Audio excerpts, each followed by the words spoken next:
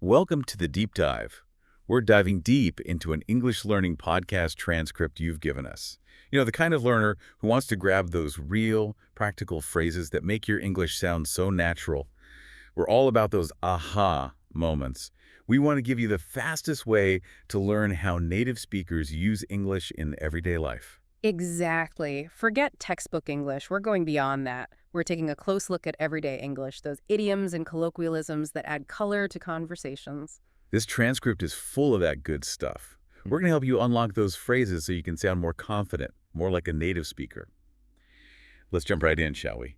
So the transcript begins by showing how we can go beyond simple phrases. Right. Like instead of, I'm tired, we can use something way more interesting. Yeah, like these phrases, they're not just about words. They have this whole cultural background, like a story behind them. Right, like take to bite the bullet. Oh, good one. So this one's about facing something unpleasant, but with courage.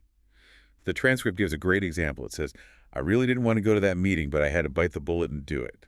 It's like, you know you have to do it, so you just do it no matter how much it sucks. I think it's fascinating the image it creates, right? Facing something head on, maybe even something a little distasteful, but you gotta do it. For sure. It really captures that feeling of determination. Have you heard about the origin of the phrase? It's pretty interesting. Oh, yeah. It's believed to come from the time before anesthesia. Really? Yeah. During surgeries, they'd actually give patients a bullet to bite on to help them deal with the pain. Can you imagine? Wow, no kidding. Hey. That puts a whole new spin on it. Ouch. Right. Okay, moving on. We have one that I'm sure many of us are familiar with, especially if you have deadlines. Burning the midnight oil. Ah, yes. The classic all-nighter. Exactly. It means to study or work late into the night. We give the example. I was burning the midnight oil last night to meet my deadline. I think we've all been there.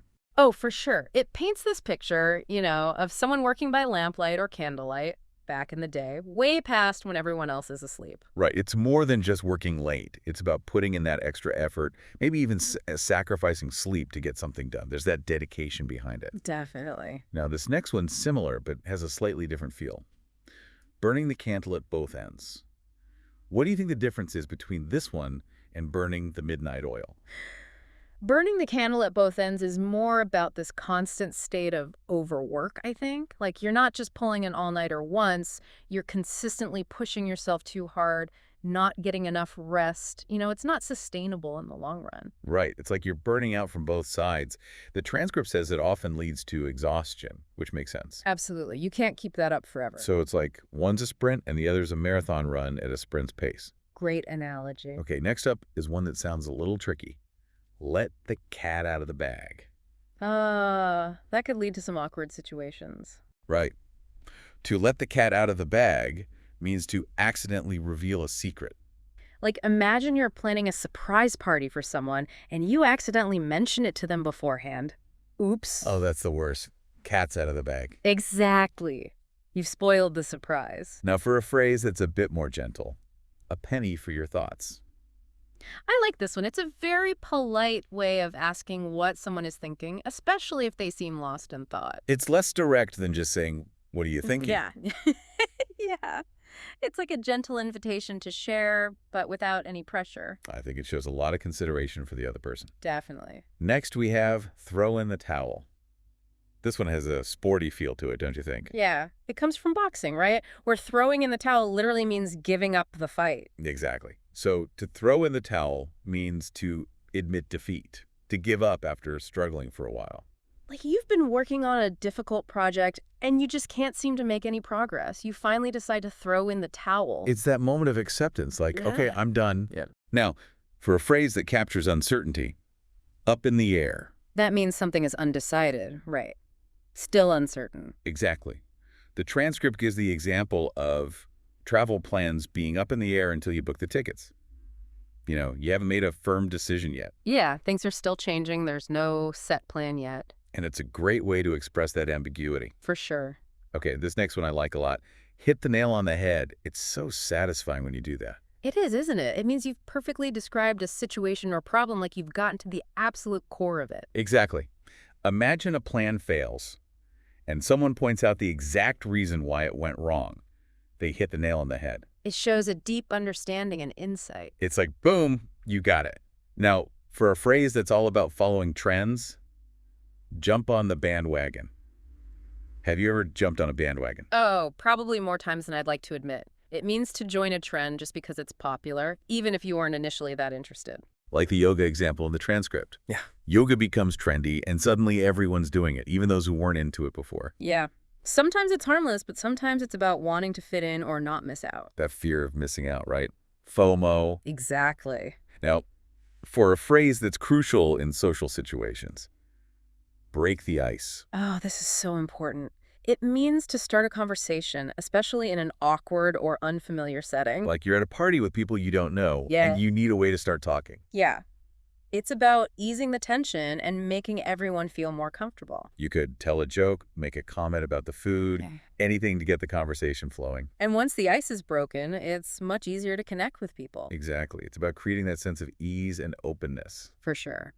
Okay, now for a phrase that encourages a different perspective, a blessing in disguise. Have you ever experienced something that seemed bad at first, but turned out to be a good thing? Oh, yeah, definitely. That's exactly what this phrase is about.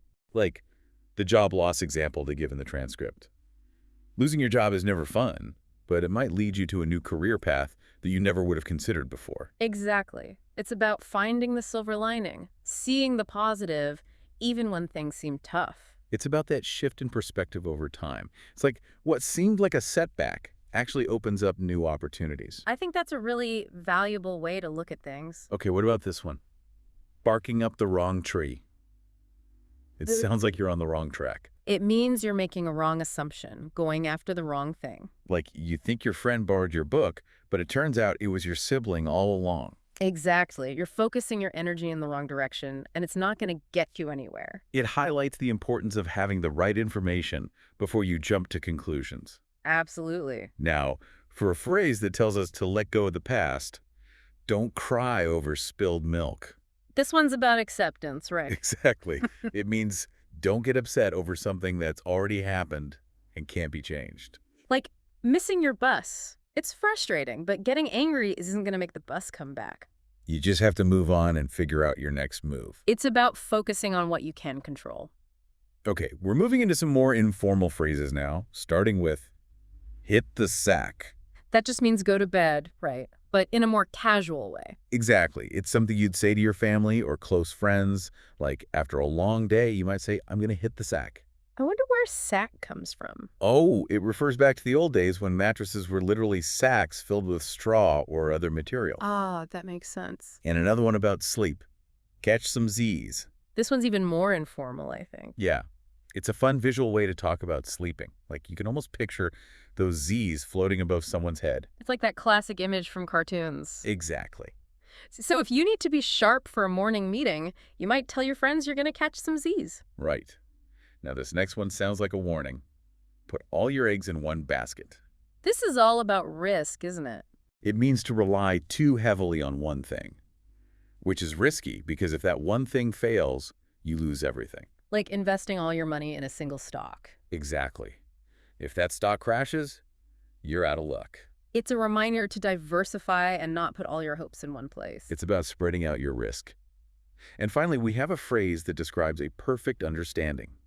On the same wavelength. I love when I'm on the same wavelength as someone. Oh, me too. It makes everything so much easier. It means you're thinking alike, you understand each other perfectly. Like the example in the transcript about working with Lisa. You just click, you know what the other person is thinking, and things get done smoothly. Exactly. It's that effortless communication and understanding. It's a beautiful thing. So you can see how much valuable stuff is packed into just one transcript. Understanding and using these phrases will definitely help you sound more fluent and more natural in your English conversations. And this deep dive has done exactly that. We've pulled out the key insights and practical knowledge from that podcast transcript, made it engaging and hopefully easy to understand. Exactly. So here's a final thought for you. Language is a living thing. It's constantly evolving. Pay attention to how native speakers use these kinds of phrases in real conversations. Notice the context, the tone, how they adapt them to different situations, and think about which ones feel natural for you, which ones you can make your own. That's how you really make the language yours. Absolutely. It's all about that connection and making it personal. Thanks for joining us on the Deep Dive. We'll see you next time.